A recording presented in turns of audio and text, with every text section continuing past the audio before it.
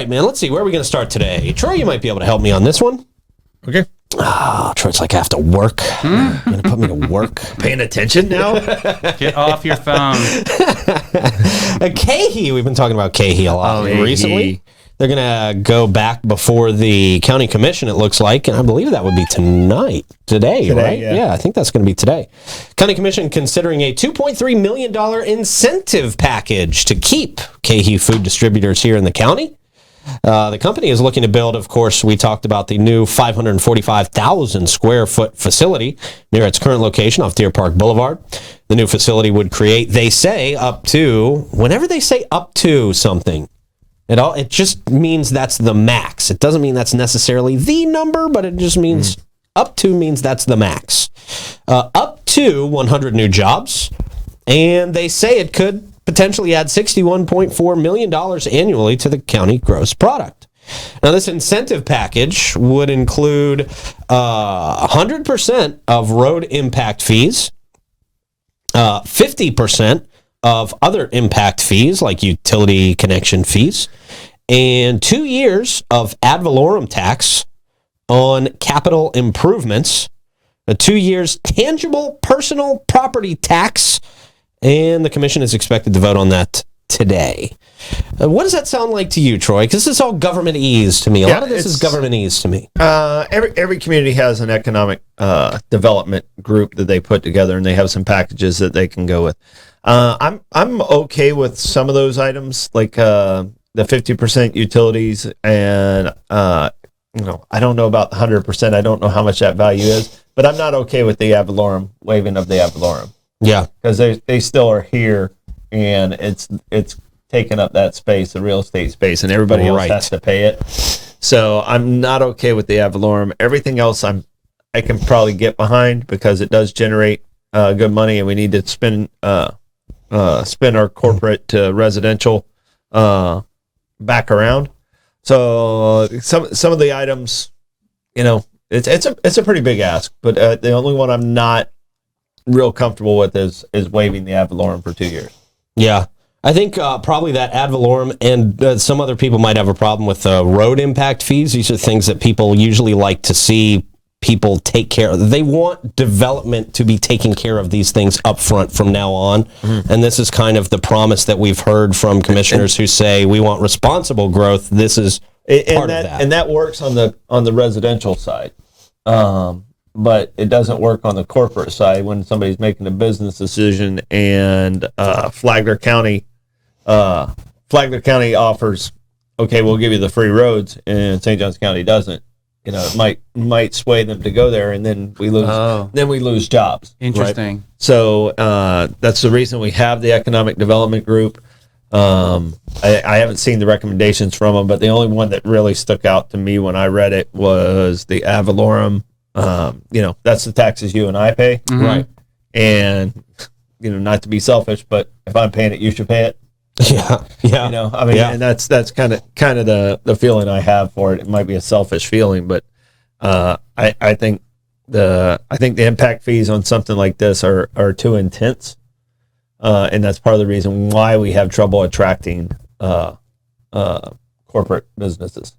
So waiving some of the impact fees that I don't think should exist in certain cases is no problem for me. Okay. All right. So do you think this overall would be a good expansion for St. Johns County? Overall, with all this included, is this a good deal for us? I think they've proven that they're a good company. They've been here a long time. Mm-hmm. They were Tree of Life prior to this, and they created a certain industry in our community. So I like a proven person over somebody we have no idea who they are. That's a good point. Sure, it's somebody that it has been in the community. They've been operating in the community. They already provide jobs in the community. They already have a location here, and it's good technical work. Their warehouse is impressive. It's really impressive. And if this one's anything like that, I think it's a good thing. Like I said, the only thing I don't like is the ad valorem. Pay the ad valorem. Yeah. So. Yeah. Okay. Well, hopefully that's something they discuss at the meeting today. And of course, you can head out there to the county building and make your voice heard on the issue as well. If you agree with Troy, or even if you don't agree with Troy. Yeah, you don't have to. You don't have to agree with him. You don't have to agree with us. You don't have to agree with anybody, damn it. You have your own free will. Absolutely. It's just my opinion. But it's a great education because I had no idea about ad valorem or any of these fancy terms either. So and ad valorem is just Advil-lorem.